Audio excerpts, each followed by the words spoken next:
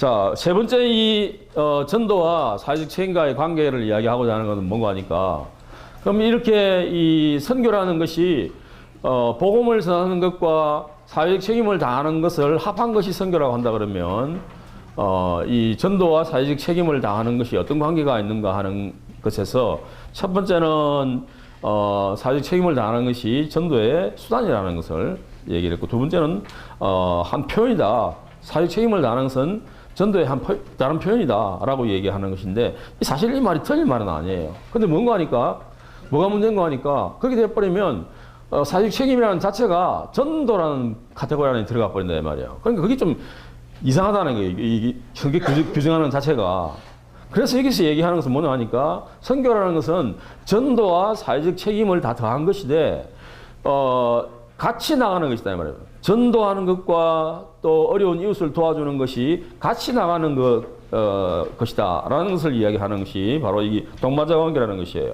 자, 그래서 교회의 복음 전도와 사회적 책임은 서로 동반자 관계에 있다고 존 스타트가 얘기하는데, 이 수년 전에 돌아가신 참 위대한 이 복음주의 선교학자시죠. 존 스타트라는 분은 영국의 신학자이신데, 전도와 사회적 책임은 각기 그 자체가 사랑이 동기가 된 하나님의 고유한 선교 행위로 서로 독립적이면서 동반자로서의 협력적 관계가 있다. 여기서 독립적이면서 협력적이다 이렇게 얘기를 하고 있죠. 그죠? 인디펜던트 하면서도 인터디펜던트하다. 독립적이면서 상호 오존적이다. 이 이야기를 지금 이제 하고 있습니다. 그래서 이걸 갖다가 서로 이 수단으로 삼으려고 해서는 안 된다 하는 그런 이야기를 하고 있습니다. 양자는 각기 선교 상황 혹은 선교 소명에 따라 이제 나타나게 되는데, 예를 들어서 이제 선교지가 어려운 사람을 도와주는 문제는 거의 된 어떤 지역 같은 경우는 어떻게 해야 될까요? 복음을 전해야 되지, 그런 지역에는. 그죠? 또 선교지가 지금 당장 사람들이 굶어 죽어가는 그런 상태에서는 어떻게 해야 될까요? 그런 경우에는 당장 사람들에게 먹을 걸 줘야 되잖아요. 여기서 동반자 관계라는 것은 어떤 걸 이야기합니까? 먹을 걸 주되 전도를 위해서 먹을 걸 주는 것이 아니라 그냥 그 사람이 배가 고프기 때문에 먹을 걸 주는 거예요. 굶어 죽기 때문에 먹을 걸 주는 거예요. 그 자체가 바로 뭔가 하니까 사회적 책임이고, 그것이 선교에 포함된다는 그런 내용입니다. 자, 그 다음에 이제 본다 그러면 이제 이렇게 뭘 먼저 실행해야 하는가 하는 것은 성령 하나님이 인도하심에 의해서 조심스럽게 이제 결정하면 되는 것이고, 또 빵만 주는 것이나 또 복음만 전하는 것, 그런 상황에서는 복음을 전할 수가 없죠. 어려움을 당하고 사람들이 당장 이 뭐 스나마시아나 아프리카 쪽에 굶어 죽는 그 아이들이 얼마나 많습니까? 하루에 23,000명씩 죽어갑니다. 이 뭡니까? 이 비타민 C 250원, 300원 하는 이 비타민 C가 없어가지고 눈물을 가는 아이들이 얼마나 많이 있습니까? 교회가 그게 눈 감고 있으면 안 되는 것이죠. 그런데 대해서 적극적으로 이 어려움 당하고 있는 그 아이들의 영양 상태를 우리가 돌봐주고 기아의 문제를 해결할 수 있어야 한다는 말이죠. 그러면 이러한 관계를 기준으로 해가지고, 그러면 복음전도와 사회적 참여가 어떤 관계에 있는가를 한번 우리가 보면, 여기 한번 보세요. 여기 보면 복음전도와 사회적 책임 관계를, 사회적 책임을 옛날에는 어떻게 생각했는가 하니까, 복음전도의 대척점에 서 있는 것이 사회적 책임을 다하는 것이라고, 이런 사고방식을 가지고 있었어요. 이게 이제 전통적 관점의 복음전도와 사회적 책임의 관계라고 할 수 있는데, 그래서 여기 복음전도를 중심으로 하는 교회는 사회적 참여에 그냥 전혀 눈 감고 있었고, 에큐메니컬 교회 같은 경우는 사회적 참여를 주로 교회의 주된 목적으로 생각하고, 복음전도에는 게을리한 그런 경우가 없지 않았다는 말이죠. 이걸 양자를 갖다가 이것 아니면 저것, either or로 생각했단 말이야. 그래서 이 복음전도하는 교회는 사회 참여를 안 하고, 사회 참여를 안 하는 교회는 복음전도를 안 하고, 이제 이런 식으로 전개됐단 말이야. 이제 이런 식의 사고방식을 극복한 것이 바로 뭔가니까, 로잔 대회라고 1974년도에 스위스 로잔에서 열린 로잔 세계복음화 대회라는 곳에서 내린 결론입니다. 여기는 어떻게 생각했는가 하니까, 자, 여러분들 제가 질문을 한번 던져보겠습니다. 만족의 반대말이 뭐예요? 만족의 반대말. 여러분들이 이제 불만족이라고 얘기를 하죠, 그죠? 만족에 반대하는 불만족이에요. 근데 이 허츠버그라는 사람은 만족의 반대말을 갖다가 만족하지 못한 것이라고 이제 생각했어요. 동기부여에서의 이요인 이론을 이야기한 허츠버그라는 사람이. 그리고 불만족의 반대는 불만이 제거된 상태라고 얘기를 했어요. 예를 들어서 여러분 선교사님이 선교지에 가가지고 화장실이 엄청 지금 안 좋아요. 지저분하고요. 비위생적이에요. 그러면 화장실을 갖다가 깨끗한 화장실을 만들어줬다고 해서 선교사님이 만족이 늘어나는 겁니까? 불만이 제거된 것입니까? 그럼 불만이 제거된 거예요. 선교사님이 만족을 얻는 것은 어떤 경우에 만족을 얻을까요? 현지인들이 정말 예수 그리스도의 복음을 환영하고 받아들이고 예수님을 믿고 변화되는 그것이 바로 뭐예요? 선교사님에 있어서 만족을 가져다 주는 것이에요. 마찬가지로 이 로단 대회에서는 복음 전도와 사회적 관계를 어떻게 생각했는가 하니까 복음 전도의 반대말은 복음 전도를 하지 않는 것이라 생각했단 말이에요. 사회적 책임의 반대말은 복음 전도가 아니라 사회적 책임을 다하지 않는 것이라 생각했어요. 이 교회가. 그래서 공이 선교라는 것은 복음 전도와 사회적 책임을 다하는 것을 합한 것. 이 모든 것이 이 선교라고 하는 이 서로 보완적이면서 서로 독립적인 이런 관계에 있는 것이 바로 뭔가 하니까 복음 전도와 사회적 책임을 다하는 것인데 이 두 개를 합한 것이 바로 뭐냐? 선교다. 그렇게 로단 대회에서는 규정을 하고 있습니다. 굉장히 명쾌한 결론이죠. 그래서 지금까지 우리 이 교회나 선교계나 또 선교 신학계에서 이런 견해를 정확하게 피력을 못 하다가 로단 대회에서 이런 견해를 피력하게 되는데 사실 이 도식 같은 경우는 제가 한번 생각해서 로단 대회의 정신을 한번 도식을 그려본 거예요, 제가. 그러니까 이 로단 대회 정신을 갖다 표현해 보면 이렇게 표현을 할 수가 있다는 거예요, 쉽게 말해서. 그래서 이제 선교라는 것이 복음 전도와 사회 참여를 다 합한 이걸 갖다가 뭐라 그러냐? 바로 통전적 선교다 이렇게 얘기하는 거예요. 통전적 선교다. 그래서 이제 지난번에 우리가 얘기했듯이 60년대 이후에 이 선교라는 개념이 지나치게 확대돼 가지고 말이죠. 교회에서 하는 모든 것이 다 선교라는 이런 개념으로 잘못 진행되어 오다가 아까 얘기했듯이 전도 아니면 사회적 책임 다하는 거 이게 뭐 양극화됐단 말이에요. 이 선교라는 개념 자체를 그렇게 생각했단 말이죠. 진보적인 교회는 사회적 복음 전도 없는 사회적 책임을 다하는 것을 강조하고 복음주의 교회는 사회적 책임 관계없다 교회라. 복음 전도만 하는 것이 선교다라고만 생각했는데 그렇지 않다는 것이죠.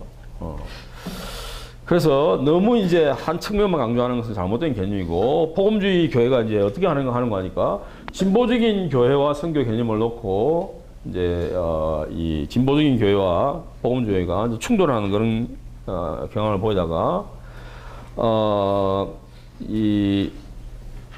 특별히 이제 진보주의 개성에서는 복음 전도를 통한 개종이라는 것은 교회 하지 마라 이렇게 이제까지 이야기할 정도로 개념이 굉장히 과격하게 이제 전개되고 또 그 선교의 목적을 샬롬이라고 이렇게 얘기를 했다는 것으로 지난 시간에 했습니다. 근데 이 개념이 물론 성경적인 개념은 아니지만 성경에 나타난 개념이라고는 할 수가 있죠. 그런 측면에서 복음주의도 극단적인 이런 생각을 하고 있다가 이제 어떤 생각을 하게 되는 거니까 20세기 후반에 들어서서는 이 생각으로 바꿉니다. 이렇게 이 복음 메시지만 선포하는 것이 선교가 아니라 어려움을 당하고 있는 사람들을 이렇게 돌봐주고 그 사람들의 어려움을 해결해 주는 것도 역시 선교에 포함된다는 사실을 복음주의자들도 자각하게 되었다 이 말이죠. 금방 말씀드린 바와 같이 1974년도 이 1142명인데 일자가 빠졌네요. 1142명의 전 세계 복음주의자들이 모여서 이제 로잔 선교 대회, 로잔 세계 복음화 대회가 개최됐는데 복음 전도와 사회 정치적 행동은 양자가 모두 기독교인의 책무다 이렇게 이제 얘기를 하게 된다는 것이죠. 여러분 가지고 있는 222페이지 위쪽에 보시면 그래서 선교는 교회가 사회의 침투에 들어가 복음을 전하는 것과 함께 어두운 사회를 변혁시키는 소금과 빛의 사명을 다하는 사회적 책임을 요구합니다. 그래서 아까 이야기한 존 스타트 는 진정한 선교는 전도와 사회적 책임 양면을 포함하는 포괄적 행동이며 결코 양자는 분리돼서 안 된다는 거죠. 교회가 사실은 거기 오늘날 교회는 복음 전도도 많은 부분 상실했고요. 사회적 책임도 많은 부분 상실했어요. 복음 전도도 하지 않으면서 사회적 책임이 얘기하면 무조건 비난하고, 또 사회적 책임만 너무 강조하고, 이거 너무 극단적인 이 생각이라는 것이에요. 그래서 이 양자를 포괄하는 그런 견해를 가지는 것이 필요한데, 그것을 갖다가 뭐라고 이야기하냐, 통전적 선교다, 그렇게 이야기를 했습니다. 교회의 선교는 단지 복음을 전하는 것으로 끝나지 않습니다. 선교의 가장 중심부에 자리 잡고 있긴 하지만, 그것만 선교가 아니다라는 거예요. 그럼 뭐냐? 선교는 복음 전도와 사회적 행동, 교회 개척과 기독교 교육, 긍휼과 정의의 사역 모두를 포함해야 하는 것이에요. 선교의 관심사는 개인과 동시에 사회 전반에 이르게 됩니다. 그래서 기독교인들이 사회적으로 나타나는 여러 가지 현상에 대해서 무관심한 것은 하나님의 관심을 갖다가 도외시하는 것이다, 이렇게 말을 할 수가 있다는 것입니다. 말씀 없는 이 증거는 모호하지만 그 반면에 행함 없는 증거는 신뢰감을 주지 못한다, 이렇게 이제 존 스타트는 이야기를 하고 있습니다. 그래서 이제 우리가 정리를 한다 그러면, 선교는 하나님의 부르심을 받은 형제와 자매들이 아직도 하나님의 통치하심이 온전히 이루어지지 않은 국내 이방 세계를 향해서 나아가서 전도를 하고, 동시에 사회적 책임을 다해 사회 변혁을 이루어서 그리스도를 머리로 하는 거룩한 공동체를 사회 구석구석에 세워나가는 것, 이것이 바로 선교다, 이렇게 정리를 할 수가 있다 하는 것입니다. 자, 그래서 우리가 이제 지금까지 전통적으로 생각해왔던 이 복음 전도만의 선교 개념에서 이제는 조금 더 이제 확장을 해서 우리 복음주의 내에서도 이제 사회적 책임을 다하는 쪽으로 이 복음 전도에 더해서 사회적 책임을 다하는 것으로 통전적 선교 혹은 총체적 선교를 향해서 흘러가고 있다는 것을 여러분들에게 얘기를 하고 있습니다. 자, 그래서 교회는 이러한 목적을 이루기 위해서 이제 조심스러운 자세로 선교에서 양극단을 버리고 복음을 선포하는 전도 행위와 사회의 그늘과 어두움을 밝히는 사회적 책임을 모두 포함한 포괄적 접근 방식으로 선교 움직임을 진행시켜야 한다. 이걸 갖다가 뭐라 그러냐? 통전적 선교다, 이렇게 얘기합니다. 여기 좀 가려져 있는데 통전적 선교다, 이렇게 얘기를 합니다. 여러분 책의 123페이지에 보면 그 얘기가 나와 있습니다.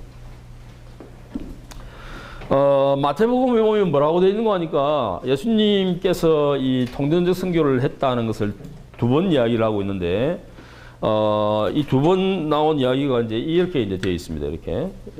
여기 보시면, 마태복음 4장 23절에 보면, 예수께서 온 갈릴리에 두루다니사 저희 회당에서 가르치시며, 여기 첫 번째 사역입니다. 두 번째는 뭐냐면, 천국 복음을 전파하시고, 세 번째는 백성 중에 모든 병과 모든 약한 것을 고치셨다. 이 세 가지가 바로 예수님의 3대 사역이었다, 이렇게 얘기를 하는데, 자, 이 첫 번째 저희 회당에서 가르치셨다는 이걸 갖다가 이제 헬라어로는 아닙니다. 디다케라고 얘기합니다.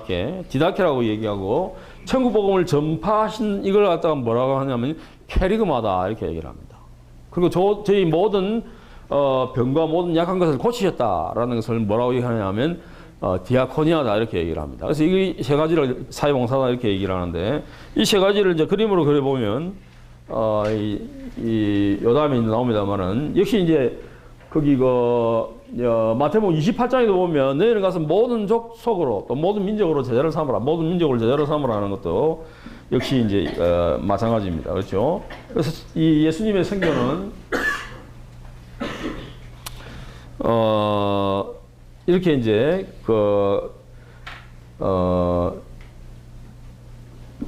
천국 복음을 전파하는 것과 그리고 그 제자를 삼는 것과 또 저희 모든 병과 모든 약한 것을 고치는 것, 이런 것을 포함하는 것이에요. 그래서 예수님의 선교 사역은 처음부터 끝까지 한편으로 치우친 그런 편협적인 선교가 아니었다는 거예요.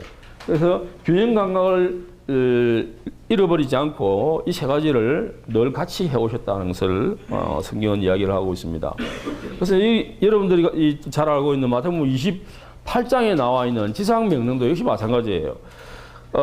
이 천국복음을 전파하는 선포의 사역과 또 모든 병과 약한 것을 고치는 성김과 봉사의 사역, 그리고 모든 민족에게 복음을 전하고 또 그분들에게 이 훈련시켜서 다시 또 이제 파송하는 이런 통전적 선교를 얘기했다는 것을 우리가 성경을 통해서 알 수가 있습니다. 이걸 이제 그림으로 보면 이렇게 되어 있습니다. 여기 보면 여러분 책 124페이지에 보면 통전적 선교라는 것이 이제 저희 회당에서 가르치시며 이 디다케입니다. 천국 복음을 전파하시고 이게 캐리그 말입니다. 모든 병과 모든 약한 것을 고치시다. 이게 디아코니아예요. 디아코니아. 그래서 이 사역을 갖다 예수님의 3대 사역이라 얘기를 하는데 예수님은 이 세 가지를 동시에 하셨지 이것만 한 게 아니었다 이 말이죠. 이것만 한 게. 지금 오늘날 우리 한국 교회와 많은 교회들이 선교 개념을 너무 협소하게 생각해서 이것만을 선교하는 것이라 생각하고 물론 이것도 포함된다고 하지만 이것도 제대로 안 하고 있어요. 많은 교회가 결여하고 있다 이 말이죠. 그래서 이 교회가 복음을 증거하는 것과 제자를 삼는 것과 또 그리고 사역 책임을 다하는 것을 동시에 강조해야 한다는 것을 예수님의 사역은 우리에게 보여주고 있다는 것입니다.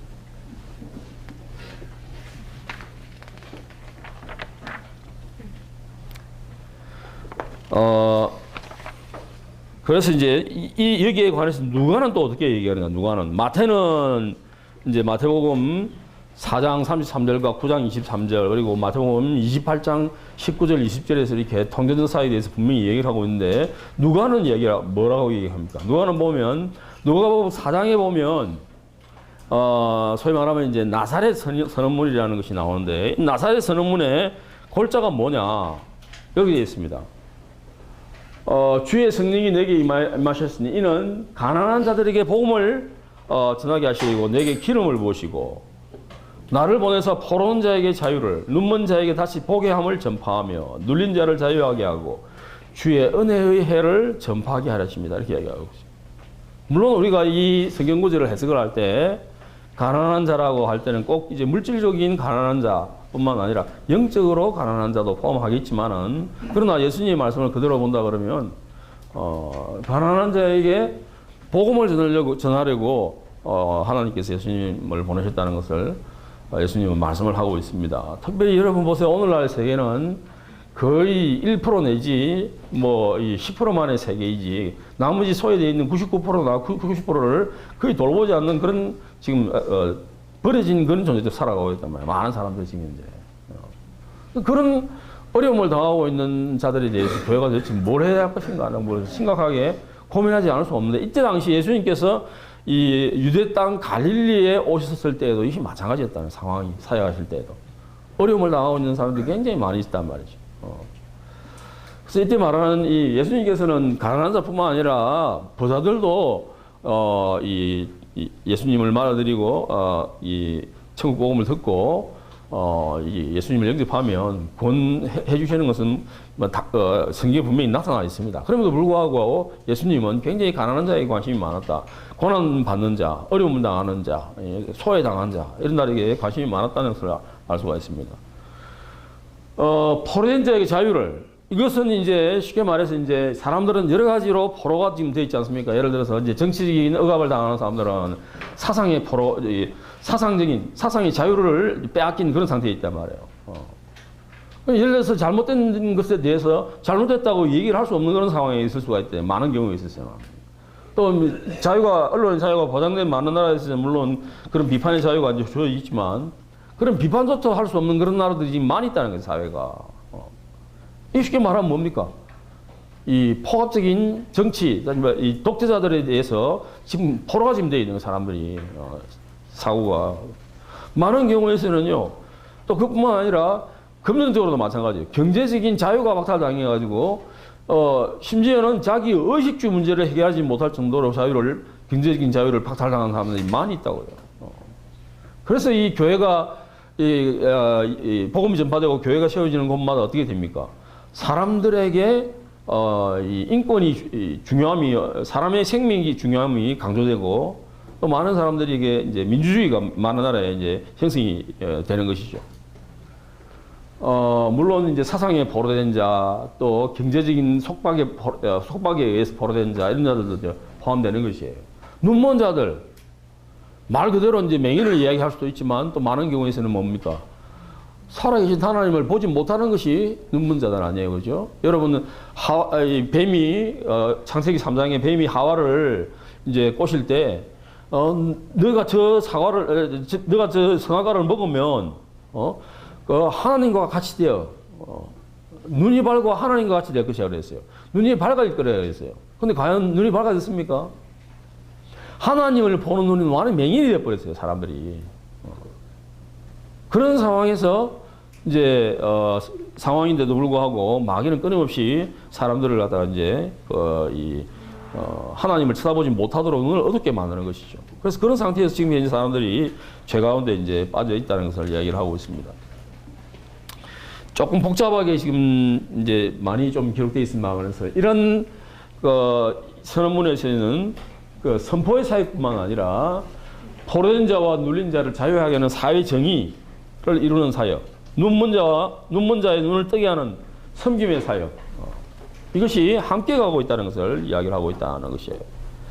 그래서 여기 이제 특별히 누가는 이 세상에 가장 가난한 자, 소외당한 자, 압제당하는 자에게 관심을 가지고 계시며 그들의 영적, 사회적, 신체적 조건들의 결함을 회복하는 이런 섬김의 사역, 디아코니아적인 사역을 강조하고 있음을 우리가 알 수가 있습니다. 자, 이러한 예수님의 모습을 통해서 우리 성경은 어떻게 가야 할 것인가 하는 것을 보여주고 있다는 것이죠. 그래서 교회는 이 세상을 향해 통전적으로 선교해야 하는 중요한 이유는 인간의 영적인 삶이 인간의 모든 조건, 육체적, 정신적, 사회적 조건에 필연적으로 뿌리를 내리고 있기 때문에 우리가 이 육체적인 조건이나 또 물질적인 조건을 해소해주는 사역을 해가지 않을 수가 없다는 것이죠. 물론 그 가운데 가장 중요한 것은 영적인 문제, 죄의 문제를 해결해 주는 것이다. 근데 여러분 보세요. 많은 경우에 있어서 독재자들이 통치하는 경우는 보면요. 죄가 구조적으로 뿌리를 내리고 있어요. 죄가. 자, 여러분 보세요. 오늘날 사회를 한번 보세요. 왜 1%만 사는 사회가 지금 됐어요? 왜 99%는 가난하게 살아야 되고 1%만 잘 살아야 됩니까? 옛날 고대 사회도 그랬죠. 왕이나 또 고위 공직자들 이외에 대다수의 사람들은 어려운 가운데 살았죠. 그거는 하나님께서 원하는 사회가 아니란 말이죠. 하나님께서 원하시는 사회는 공법이 물같이 정의가 하수같이 흐르는 이 정의로운 사회, 이걸 원한다는 말이죠. 개인이 영원히 예수 그리스도를 통해서 구원받는 것뿐만 아니라 사회적 정의도 실현되는 것, 이것도 하나님께서 원하시는 것이라는 것입니다. 그래서 이런 것을 종합해 볼 때 우리가 가까운 지역에서 이루어지는 선교 사역이나 혹은 또 멀리 해외에서 이루어지는 선교 사역, 모든 것이 다 뭐냐면 인간의 전인적인 영역을 포괄하는 그런 사회가 되어야 된다 하는 것을 성경은 이야기를 하고 있습니다. 이 보시도 역시 마찬가지로 여러분 요 밑에는 좀 잘 안 보입니다만은 그 위에 보시면 교회의 선교에는 예수님의 사역의 모든 영역과 차원을 포함하고 있으며 결코 교회 개척이나 영혼 구원에 국한되지 않는다. 이렇게 보시는 이야기를 합니다. 그래서 선교는 선포, 복음 선포죠. 가르침, 가난한 자와 압제당하는 자를 사랑하는 실천적 치유와 자유롭게 하는 사역을 포함한다. 또한 교회의 선교는 예수님의 사역처럼 세상에 보냄을 받아 사랑하고 섬기고 선포하고 가르치고 치료하고 자유하게 하는 사역을 말한다. 이렇게 이야기를 하고 있습니다. 그래서 우리가 이 오늘날 21세기 선교는 이런 통전적 선교가 돼야 되고 통전적으로 나아가지 않으면 교회가 제대로 교회로서의 역할과 구실을 할 수가 없다는 것을 우리가 오늘날 시대적 상황을 통해서 알 수 있고 성경을 통해서도 우리가 배울 수 있다. 그래서 통전적 선교는 인간의 모든 삶의 조건에 대해 하나님의 보내심을 받은 백성들이 그리스도의 선교 명령에 따라서 지구 어디에서나 다양한 문화 속에서 복음 선포하고 가르치고 사직 봉사를 포함하는 모든 선교 책임을 주님 오실 때까지 계속하는 것, 그것을 통제적 선교라고 할 수 있다는 것입니다.